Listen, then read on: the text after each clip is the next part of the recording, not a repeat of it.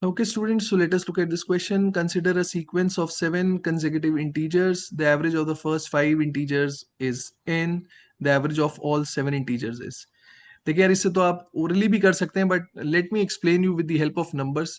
Take any 7 consecutive integers. So let's take 7 consecutive integers starting from 1. 1, 2, 3, 4, 5, 6 and 7. तो कह रहे हैं कि जो पहले 5 इंटीजर्स हैं, पहले 5 इंटीजर्स हमारे हैं 1, 2, 3, 4, 5.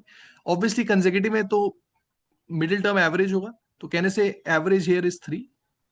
Average of the first 5 it is coming out to be 3.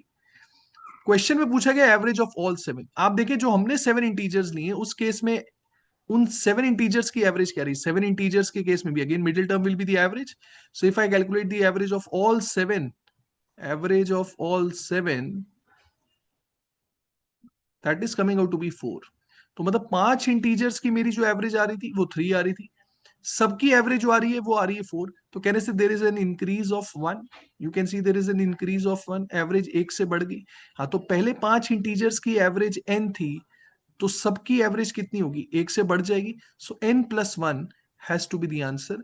I hope this is clear to everyone. देखिए आप कोई भी 7 consecutive integers ले लें, you will figure out that average will increase by 1. Let me take another example. If I start with 10, so 10, 11, 12, 13, 14, 15 and 16. So again I have taken 7 integers.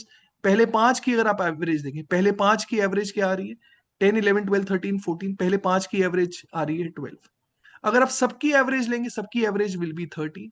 So if this is n, so obviously this has to be n+1 because average is increasing by 1. I hope this is clear to everyone.